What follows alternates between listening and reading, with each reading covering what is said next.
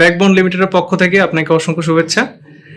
ভাই, আপনার কাছে হচ্ছে আমার মানে অল্প কিছু প্রশ্ন। প্রথমত প্রশ্ন হচ্ছে ভাই, ব্যাকবোন স্মার্টবোর্ডের প্রতি আপনার কিভাবে প্রথম অনুরাগ জন্মে? আচ্ছা, আমি মূলত অনেকদিন যাবতই আমি খেয়াল করতেছিলাম অনলাইনে যে ভালো কোনো বোর্ড পাওয়া যায় কিনা।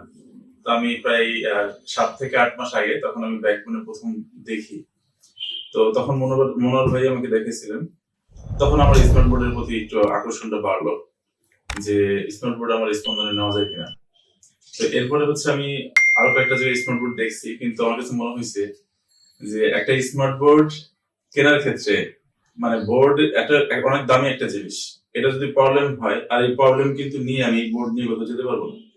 তো এটার পরে যে সার্ভিসটা দেওয়া, কেনার পরের সার্ভিসটাই খুব বেশি গুরুত্বপূর্ণ। তো আমার কাছে মনের ভাষায় কথা বলে ওনার উপরে একটা আত্মবিশ্বাস কাজ করলো আমার যে ওনার এবং আপনাদের সার্ভিসটা পেয়ে আমি যথেষ্ট সন্তুষ্ট এখন। শোন ভাই, মার্কেটে অনেক ধরনের স্মার্টবোর্ড অ্যাভেলেবেল থাকার পরেও আপনি কেন ব্যাকবোন পছন্দ করলেন? আচ্ছা, মার্কেটের স্মার্ট বোর্ড গুলোদের মধ্যে আমি একটু খেয়াল করলাম যে আপনার আমি অন্য একটা ব্র্যান্ডে গেলাম, তো আমার কাছে মনে হয়েছে তারা বিক্রি করতেছে কিন্তু খুব বেশি প্রফেশনাল না। প্রফেশনালিজমটা একটু কম মনে হয়েছে আমার কাছে। মানে আমার কাছে যখন তাদের প্রোডাক্ট ম্যানেজার এসে কথা বললো, প্রোডাক্ট সম্পর্কে বলতেই পারতেছে না, সে নিজেই কনফিউশনের মধ্যে আছে। তারা আমার কাছে মনে হয়েছে তারা খুব প্রফেশনাল না।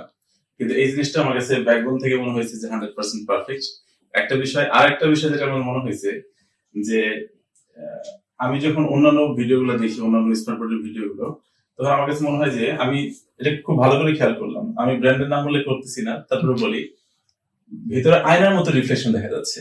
সম্পূর্ণ মনে হচ্ছে একটা আয়না। তারা যে ভিডিওগুলো করছে ইউটিউবে গেলে ওই ভিডিওগুলোতে মনে হচ্ছে যে সম্পূর্ণ আয়না। এখন লাইট থাকলে রিফ্লেকশন হয়, কিন্তু রিফ্লেকশনটা হচ্ছে তার শরীরের রিফ্লেকশনটা সব দেখা যাচ্ছে।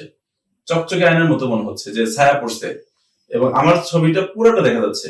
তো তখন আমার মনে হয়েছে যে এই বোর্ডগুলো আমার জন্য ভালো হবে না, যে গ্লাসের কোনো কারণে এরকম হচ্ছে, লাইটের রিফ্লেকশনের কারণে না, অন্য কোনো কারণ মনে হয়েছে। মনে হয়েছে যে ওটা নিবো না।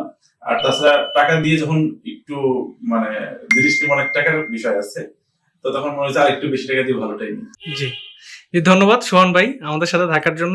আমরা চাইবো যে আপনি আরো বেশি বেশি স্মার্টবোর্ড ব্যবহার করুন, অবশ্যই ব্যাকবোনের স্মার্টবোর্ড। আপনাকে অসংখ্য ধন্যবাদ।